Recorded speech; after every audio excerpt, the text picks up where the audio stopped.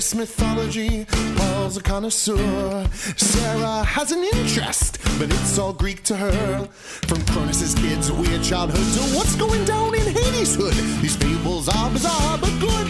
It's myth understood.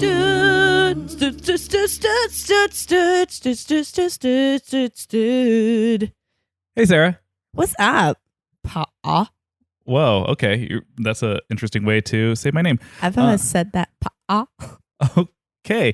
Well, interesting way to begin this episode. We are talking today about Greek mythology for the very last time. Well, maybe not the very last time, but the very last time for a while. You know Athena coming back. Yeah, she's going to come back from the grave. From AA.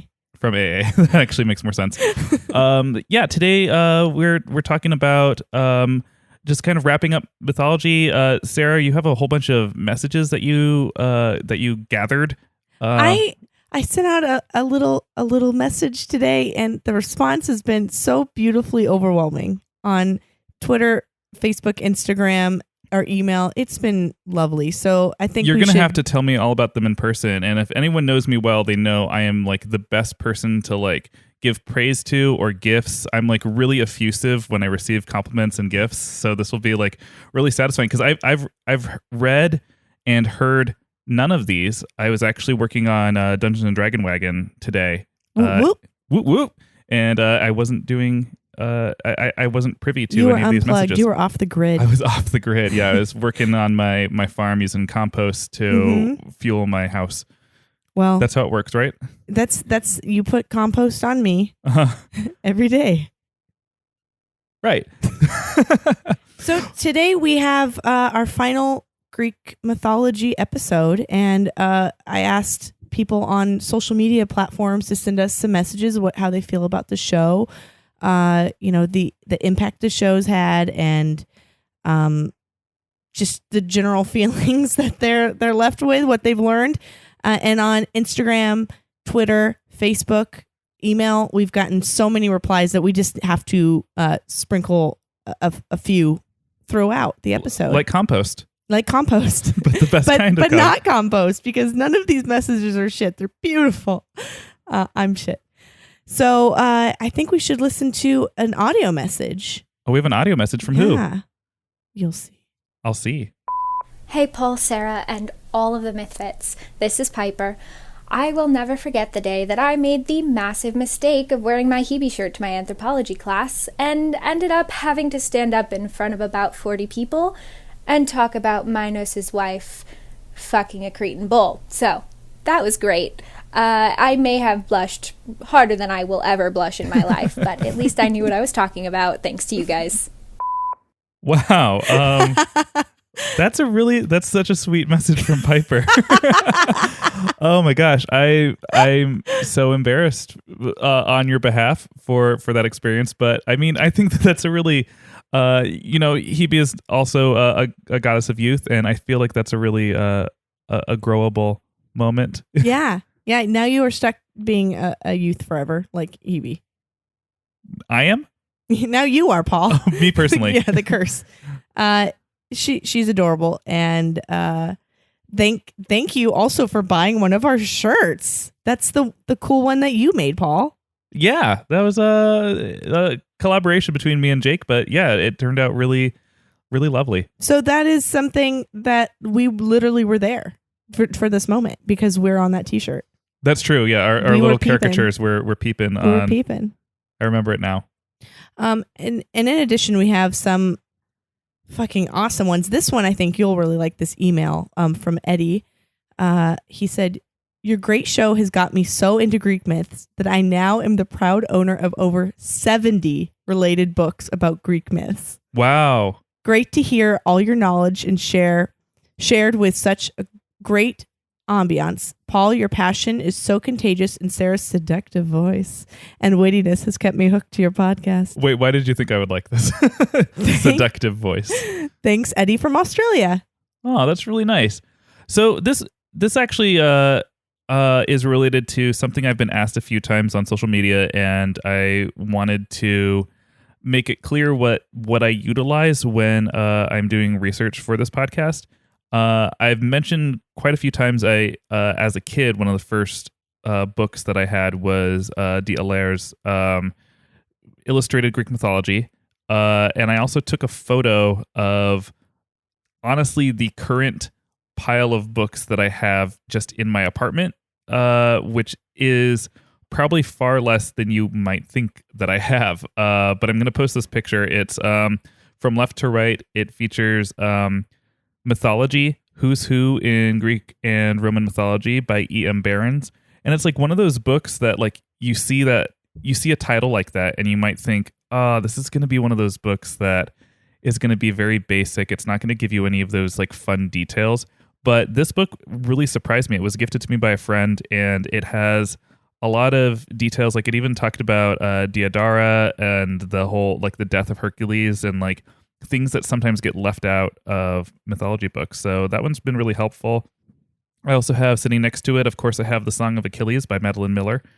And Sarah, you've read The Song of Achilles. Yes, I have. And I have The Odyssey of Homer, just a translation. It's a really beautiful book that was given to me. Well, the cover's what matters. It is, yes. It's gorgeous. It's navy blue and has gold swirls on it. So Stunning. I also have a copy of Oedipus the King. I have Bullfinch's Mythology, which is a very old copy that I have from the 1970s that just feels like an heirloom at this point. I think it was what my dad actually used in college. As toilet paper? As toilet paper. Yeah. You're really on that compost kick today, aren't you? I guess. I also have the Aeneid of Virgil, verse translation by Alan Mandelbaum. And one of my favorite book finds ever was there's this bookstore called Iliad Books that's in LA. And I picked up the New Larousse Encyclopedia of Mythology. And that's been also really helpful in giving lesser known tidbits. Despite being a book that encompasses all mythologies, it's remarkably dense in its Greek and Roman sections, at least for the needs of this podcast. That sounds like so many books, but not 70. It's not 70 books. No, I don't have 70 books. I think I have probably 4 or 5 more at my parents' house, but that's about it. Well, like you said, there's different variations, but it's kind of all the same. Like, and someone got hurt. Yeah. Anything else that I can't find or things that I'm specifically looking for, there are. So, I mean, the internet. Have you heard of it? Wikipedia? Yeah. Well, I use Wikipedia sometimes as a like jumping off place if I need like a cliff notes of something, but that allows me to be like, wait a second, and then I'll start like I'll read one sentence and I'll be like, there's a lot more there that's missing, and so I sort of dive deeper on different websites or I try to look it up with my books that I have at home. Well, we have an email from Laura Reiser who says titled "Thoughts on the Last Greek Episode." She has a compliment and a question. Okay. She says, "Hey y'all," I say y'all too. First, let me say I love the podcast. You guys are awesome, and holy crap, I wish I could hang out with you guys. You can. Question though, how real are some of these myths? Was this stuff created in real time about actual rulers, kind of like how Korea does it, like propaganda? Or is this after the fact about real people, not the gods, obviously, or just totally made up? What's your opinion? Thanks for the laughs. I look like a crazy person at work. Laura. Okay. Oh, she means not in general that she looks like a crazy person at work, but when she listens to the podcast, she gave no specifics. She might just be walking to work like a bag lady. I don't know. No, I think we get a lot of messages where people say they listen to us at work, and it's a great job you guys have. If you're allowed to listen to podcasts at work, you're doing something forever. right. Yeah. Well, so my opinion on Greek mythology is that all of it came from somewhere. I think that humans are creative, but I think that we're also products of our environment and the things that happen around us. I brought up in the very first episode where we talked about the eruption of Thera and the volcanic ash that covered the sky and how it must have looked like the end times when you watched it. It sort of reminded me of, Sarah, I told you about how when the eclipse happened in Nashville just fairly recently, like the complete and total eclipse that the path went over Nashville, and my dad said, "Yeah, come to visit me because I know you're gonna enjoy watching this eclipse." I did, and when the eclipse happened, I sort of got this sense in my own brain and just in the faces of the people who were around me enjoying the eclipse that like watching the sky turn blood red. It was really Nashville. Red, y'all. Watching the sky get dark and hearing the crickets chirp, and it made you feel like, wow, if I didn't know the science behind why this was happening, this would be terrifying. And I feel like that's a lot of like what mythology is trying to come up with a solution or an explanation for what are these fantastic things that are happening around us. And then as far as like the interpersonal stories, I feel like that's got to come from like, you know, the legend of the old woman who lives down the street who, oh, if your baseball lands in her yard, she's gonna skin you alive. You know, like there's a little bit of that like urban legend that grows and I'm changes. almost that woman. You are almost that woman. I was reading 5 more years.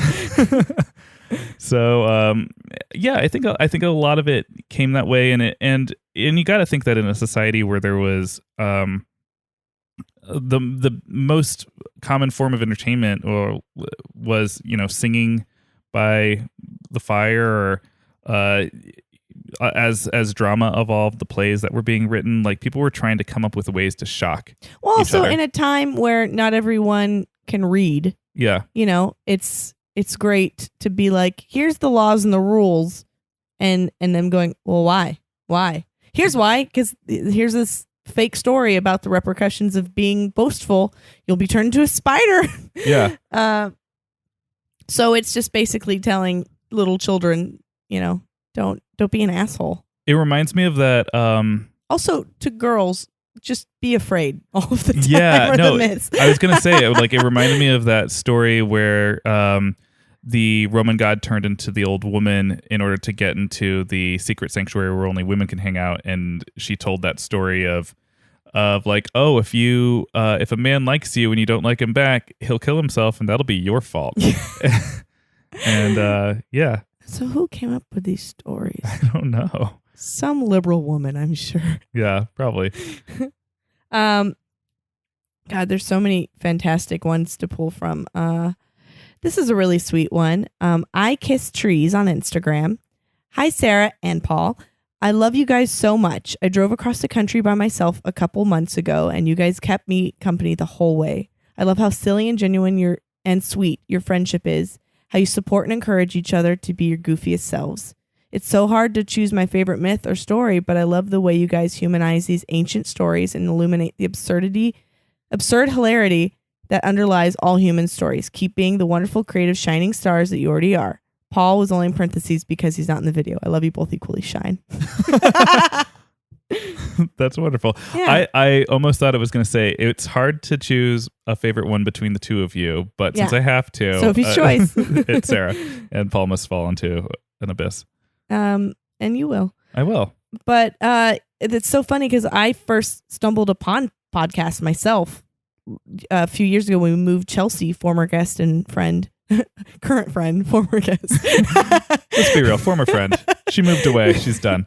She's canceled. When we did the drive from LA to Florida, we were just like, oh, there's so many areas where we don't have like radio in Texas, you know? So we downloaded all these podcasts beforehand and just listened nonstop and enjoyed the shit out of it. And that for me was only like 4 years ago since I've even started listening to podcasts, really. Then I feel like I have to ask you what some of your favorite podcasts are.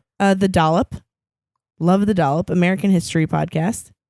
I love, oh shit. Now I got What's the format of The Dollop? Is it similar to ours? Every podcast is similar to ours. It's a friend who looks up stuff and tells another friend. Yeah. Yeah. Okay.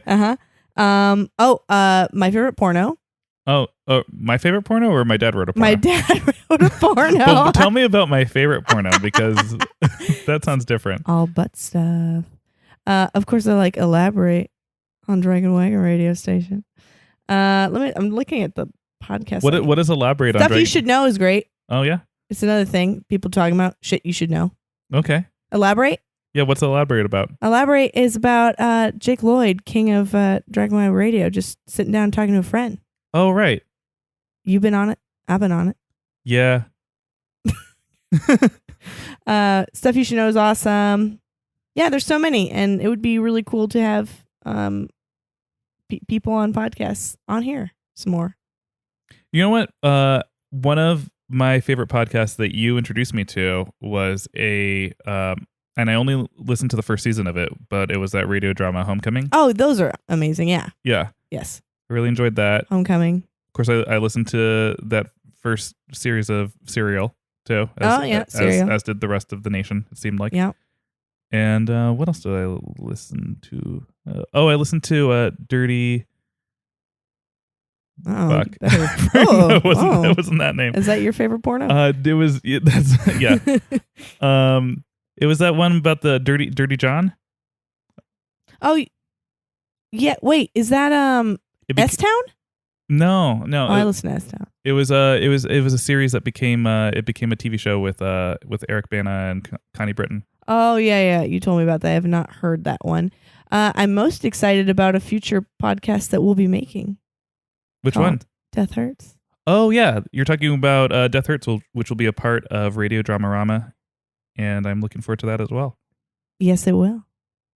So, one of the things that we were going to talk about today was about modern mythology, sort of a continuation of where I left off on episode 60, where I did that retelling of Persephone. Mm-hmm. And we were going to talk a little bit about when, like, basically what's the point? Like, what's the point of researching and discussing Greek mythology and having a good learned general knowledge of it?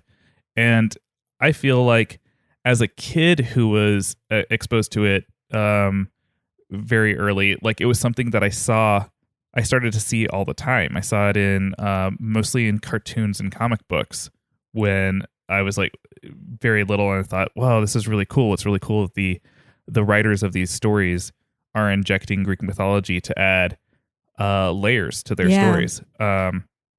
Did you used to watch Batman the Animated Series? Hell yeah. So there was a villain in Batman the Animated Series, and he was in the comics as well, named Maxie Zeus. I wonder who he's based on. Maxie Zeus believed that he was a reincarnation of Zeus. Do you have powers? He did not. He was just very strong and rich, and he wore a toga, and he battled Batman at the top of his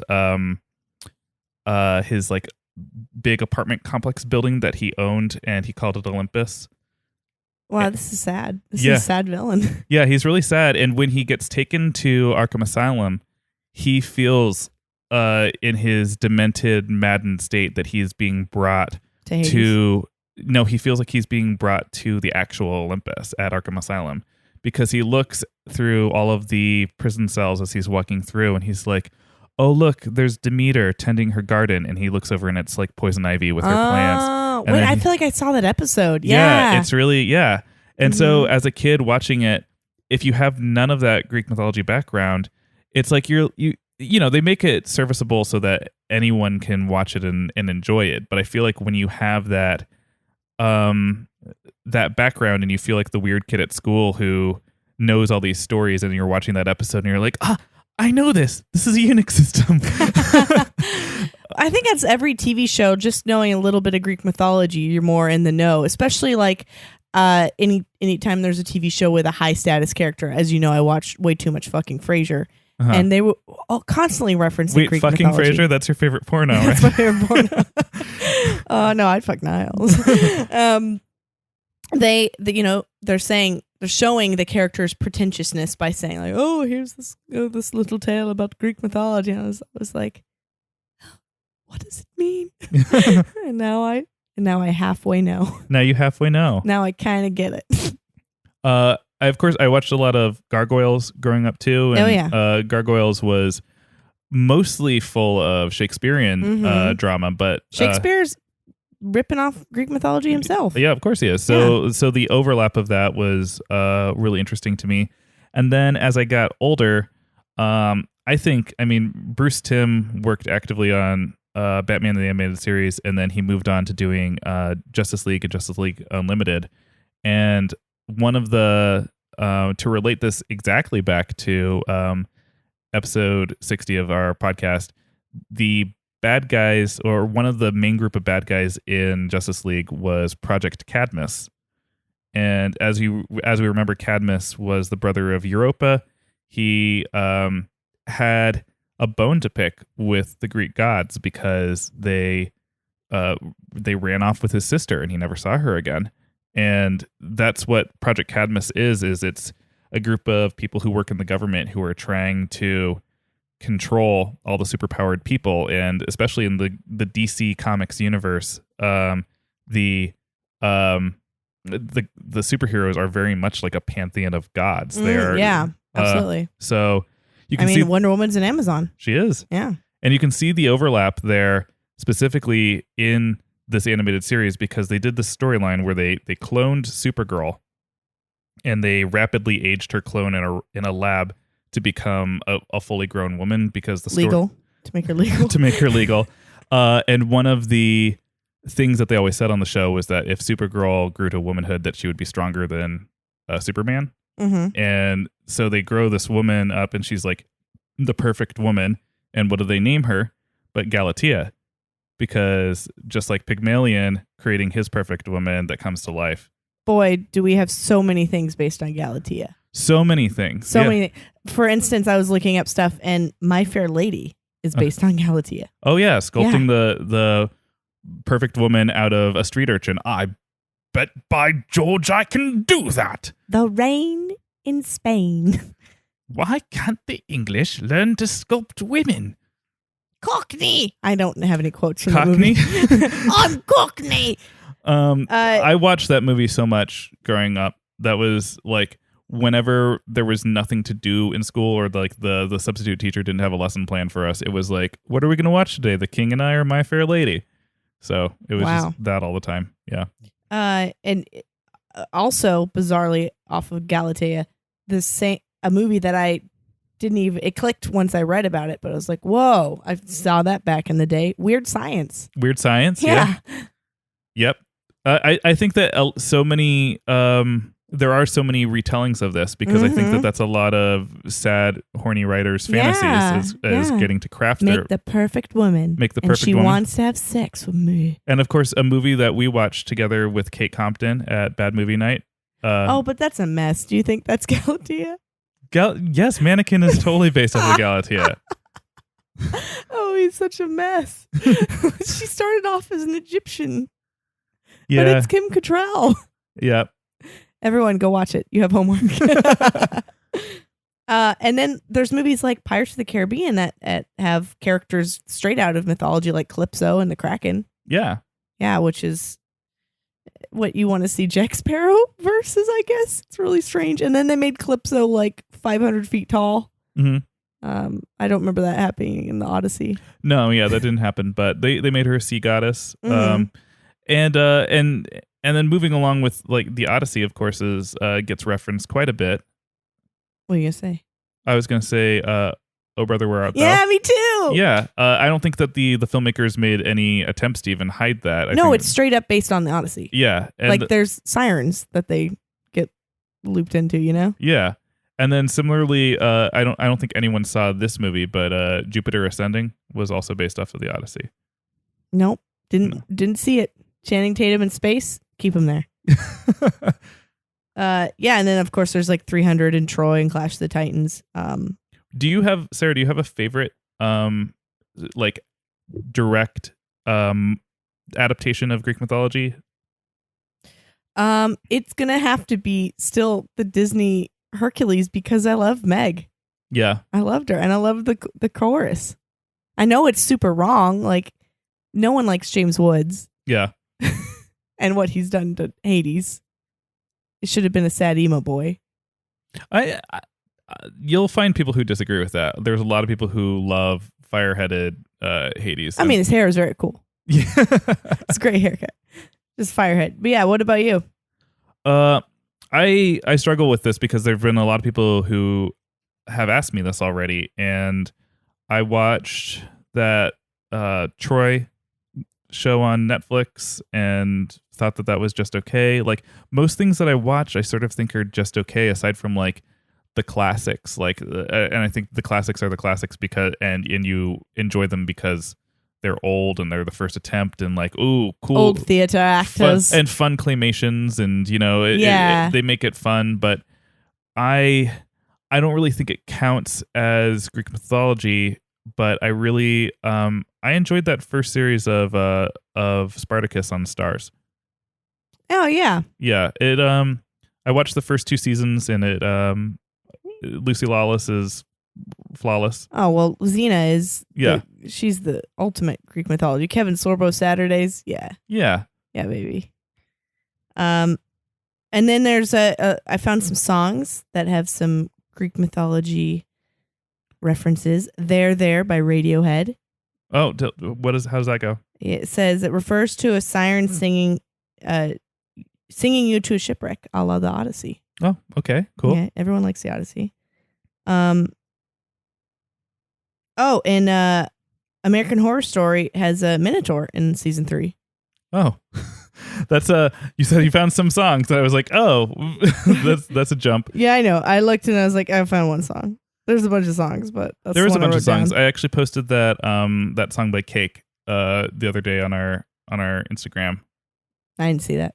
It was it's that song that's like, Zeus was a womanizer, That's one way to always say on it. the make, but Hera usually punished those that Zeus was one to take. Oh yeah, Yeah.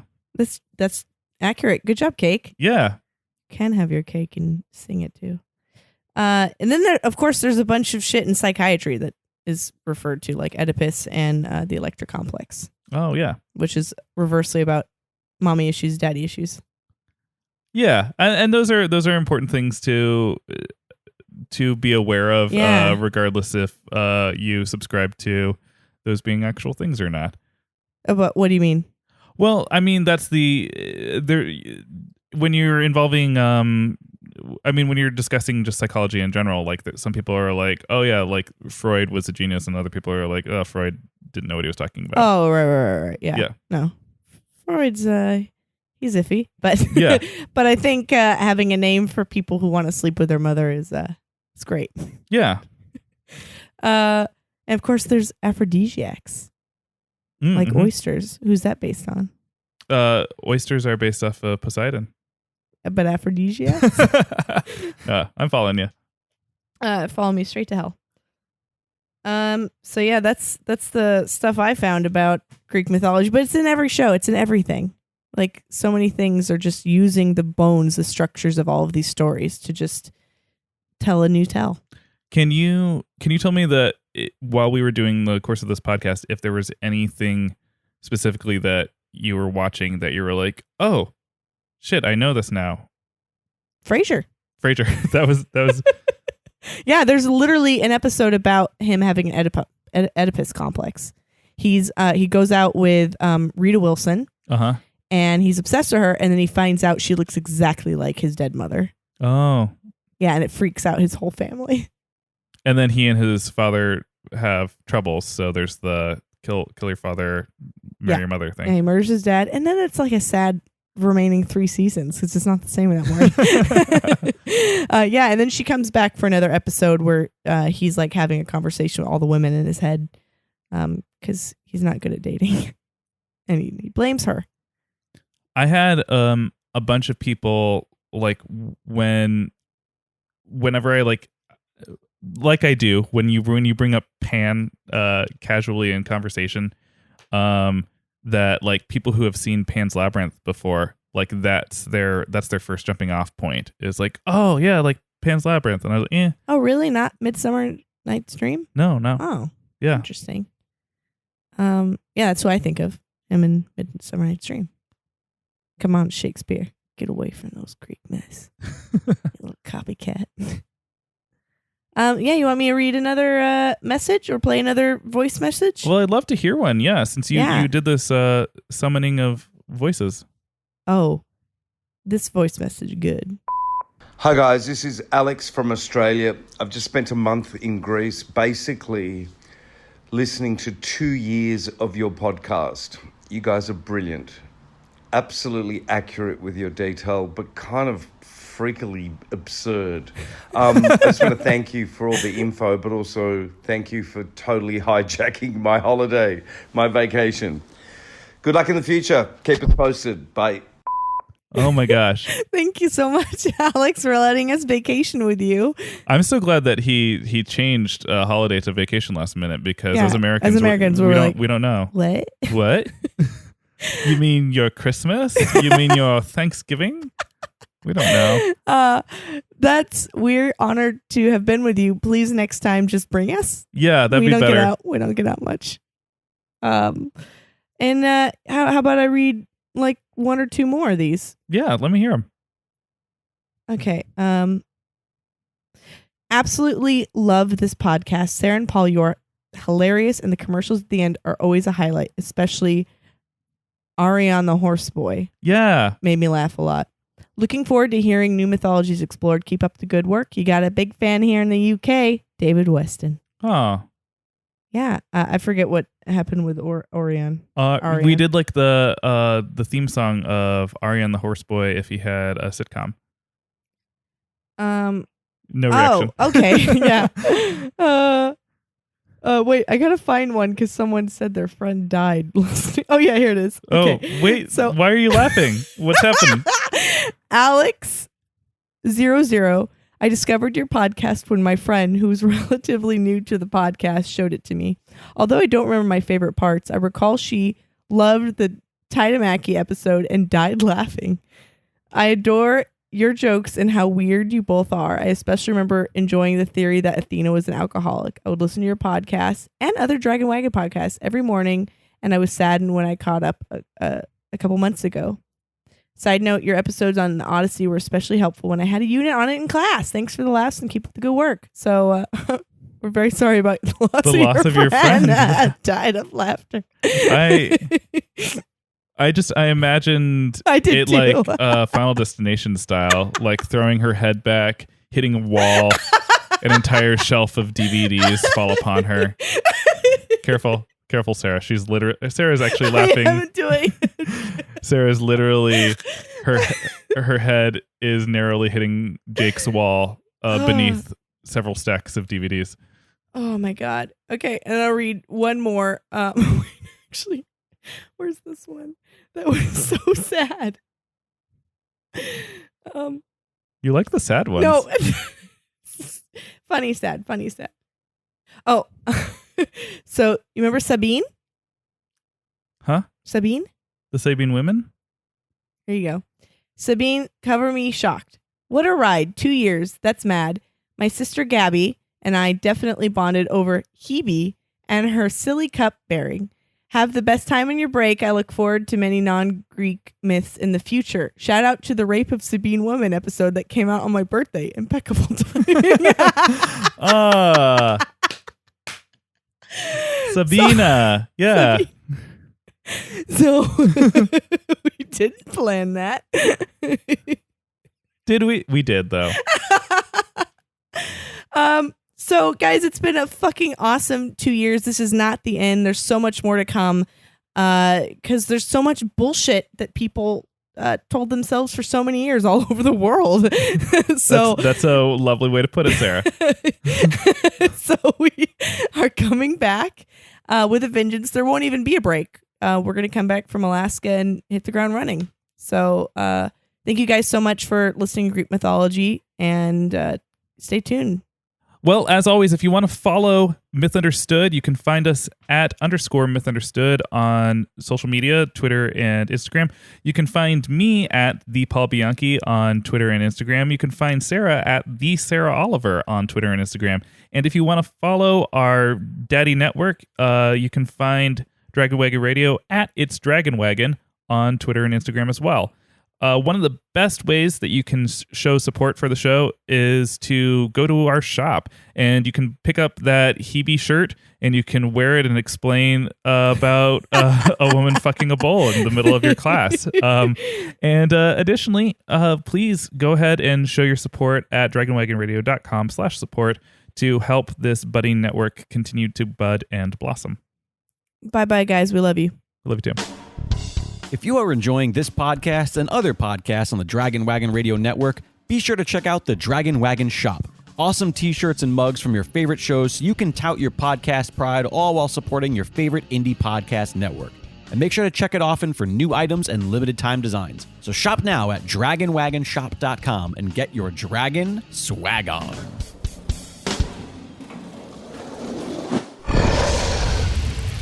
It's Dragon Wagon.